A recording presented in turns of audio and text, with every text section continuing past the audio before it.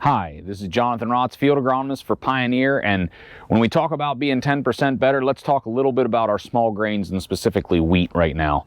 Let's first take a step back and just talk about some last fall management. I know this is in the ground and done, but just for review, when I think about high yield management, we're going to be looking at dropping that 1.8 to 1.9 million. I know to some folks that sounds like a lot. We have guys that'll push even further than that. Some of this comes to how wheat establishes yield. So much like corn in a primary ear, each wheat plant has a primary tiller. That tiller is going to have the highest yielding head on it. Fall tillers are the next thing that we're really focused on. Fall tillers will be your second highest yielding. They're going to be really close to that primary tiller. That primary tiller is obviously correlated directly with planting rate. Fall tillers is going to be fall planting time as well as fertility and just the general weather going through the fall. Then we have our spring tillers, would be the third component of wheat yield. Spring tillers for wheat will be your lowest yielding head, but we can compensate for some yield if we need to. Coming to this spring, when we think about assessing these stands, we like to see that 25 to 35 plants per square foot for a really high yielding wheat stand. Now, if you start getting down in that 17 plants per square foot or below, I think this is where we really start to question, what do we want to do with that crop? In between that 17 to 25 is where we're going to really take a hard look at tillers. Above that 25, we still want to see good tillering. We'd like to see that 3 to 5 tillers per plant. But if we're in that 17 to 25, we have to have good tillering.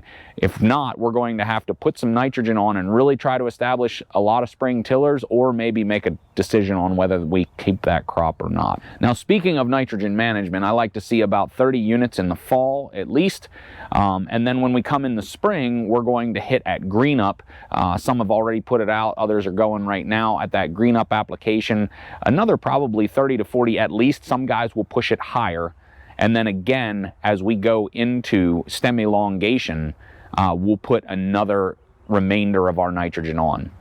Wheat's a little bit of a nitrogen hog, so we think about 1.2 units of nitrogen per bushel of yield. So 100 bushel of wheat is going to take about 120 units of nitrogen. You can use that to play with your different applications and see what you need. The more we push this current spring application of nitrogen, realize we're going to push vegetative growth. One thing we don't want to do is have excessive lodging in our wheat, and so guys that will actually move more of their nitrogen in that early spring time frame are more likely to want to use something like a palisade or something to try to push back against that lodging.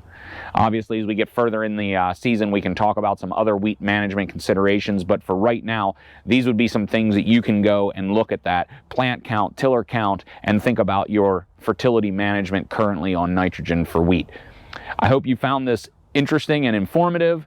Continue to watch for other helpful tips that we have, and continue to plant Pioneer. Thanks. Have a great day.